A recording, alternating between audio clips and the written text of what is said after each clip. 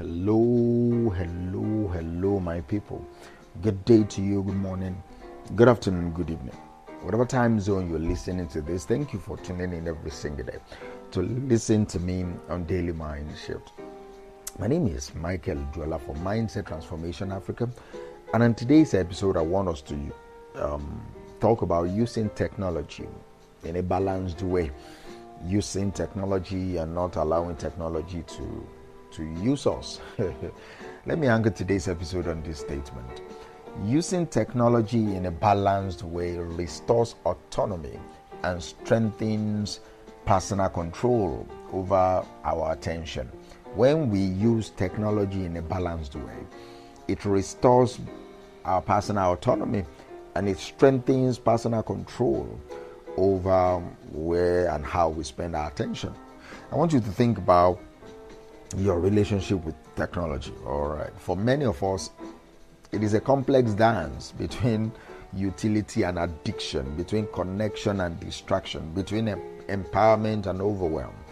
Our smartphones, computers, and countless apps promise to make our lives easier, more efficient, and more connected. And in many ways, they deliver. They allow us to work remotely, stay in touch with loved ones across continents, access vast amounts of information almost immediately, and even manage our health. But there is a darker side to this digital revolution. The very tools that are designed to serve us can, if not managed consciously, begin to control us. Notifications ping incessantly. Social media feeds offer an endless scroll. And the fear of missing out keeps us tethered to our screens, keeps us constantly connected to our screens. We find ourselves constantly checking, refreshing, and reacting, often without a clear purpose or intention. Our attention, once our own, becomes a commodity, constantly being pulled in 1,000 different directions by algorithms designed to maximize engagement. See, this is not just about wasted time. It is about a subtle erosion of our autonomy, of our personal agency. Autonomy is the capacity to make an informed, uncoerced decision when our attention is constantly hijacked by external stimuli. When our impulses to check our devices become almost automatic, we lose that sense of self-direction. We become reactive rather than proactive. We lose control over where our most valued resources or most valuable resource, which is our attention, is directed. See, this lack of control over our attention has cascading effects. It diminishes our capacity for deep work. It hinders our creativity. It strains our relationships, and it contributes to feelings of anxiety and overwhelm. We feel constantly busy, yet we feel often unproductive. We feel connected, yet often lonely. We feel informed, yet often overwhelmed by information overload. So the mind shift we need to make is to stop being passive consumers of technology and become addictive and rather become active architects of our digital lives.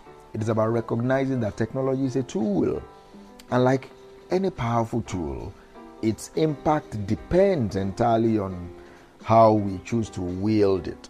It is about understanding that using technology in a balanced way restores autonomy and strengthens personal control over our attention. So let's just break this down on how to achieve this balance and on how this balance empowers us. It restores autonomy. That's the first thing I said. So when we use technology mindfully, we reclaim our power of choice. Instead of automatically reaching for our phone every time we have a spare moment, we consciously decide when, where, how, why we engage with our devices. This conscious decision-making process reinforces our sense of self-control and personal agency. We move from being driven by external cues like notification, social media trends, etc., to being guided by our own internal intentions and value system. This restored autonomy extends to how we spend our time and mental energy. We choose to direct our attention towards activities that align with our goals and well-being, rather than letting it be dictated by the demands of the digital world.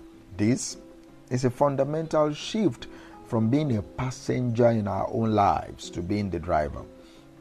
And it also strengthens personal control over attention. See, our attention is a finite and precious resource. In the digital age, it is under constant threat, constant assault. Balanced technology use is essentially a training regimen for our attention muscles. By setting boundaries, by creating intentional usage habits, by practicing digital mindfulness, we strengthen our focus, we strengthen our ability to focus, to concentrate, and to resist distraction. This is not about eliminating technology. No, it is about mastering it. It's about being in charge of it. It's about being able to use technology as a powerful lever for productivity and connection when we choose to, and then being able to disengage and direct our attention elsewhere when we need to.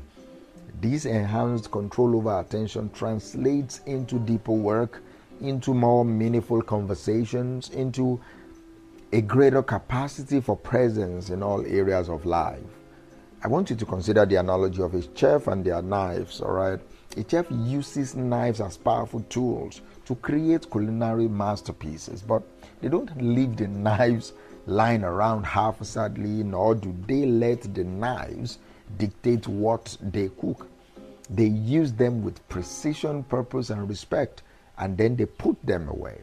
Similarly, technology, when used with precision and purpose, becomes an extension of our capabilities rather than a drain on our attention. So, how do we achieve this? How do we achieve this balanced use of technology to restore autonomy to us? How do we strengthen personal control over our attention? The first thing I will say is conduct a digital audit, right? For a few days, simply observe your technology use without judgment. How much time are you spending on your phone? Which apps are you using the most? What triggers you to pick up your device? Just become aware, right? Becoming aware of your habit is the crucial first step. And number 2, turn off non-essential notifications. See, most notifications are designed to pull your attention away from what you're doing. So disable all. Disable all but the most critical alerts. This immediately reduces the constant barrage of external demands on your attention and allows you to decide when you want to engage. And number 3, create no phone zones and no screen times. All right, try to designate specific areas or times where technology is intentionally absent. This could be the dinner table, the bedroom, or the first hour of your morning. All right. These physical and temporal boundaries help reinforce your intention to use technology mindfully. And number 4, schedule your technology use. Just plan around when you want to use it. Number 5, curate your digital environment. Unfollow accounts that make you feel bad. Unsubscribe from newsletters that you don't read. Delete apps that you rarely use, right? And number 6, replace passive consumption with active creation or connection. Practice digital detox to regularly take short breaks from technology, an hour, an afternoon, a full day, a weekend. Do it. Reflect on your feelings too, all right? After engaging with technology, take a moment to notice how you feel. Do you feel energized, informed, or connected, or do you feel drained, anxious, or overwhelmed? See, this mind shift is about recognizing that technology is a powerful servant but a terrible master. It is about reclaiming your mental sovereignty in an age of constant digital demands. It is about understanding that true freedom comes not from being or from having unlimited access to everything, but from having the discipline to choose what you engage with and when. So, my fellow mind shifters, I challenge you today. Take one small step towards balanced technology use. Turn off a non-essential notification today. Schedule a tech-free hour, or simply pause before you pick up your phone and ask yourself, why am I doing this? Why am I even doing this? Make this a consistent practice. And you see, as you restore your autonomy, as you strengthen your personal control over your most valuable asset, which is your attention,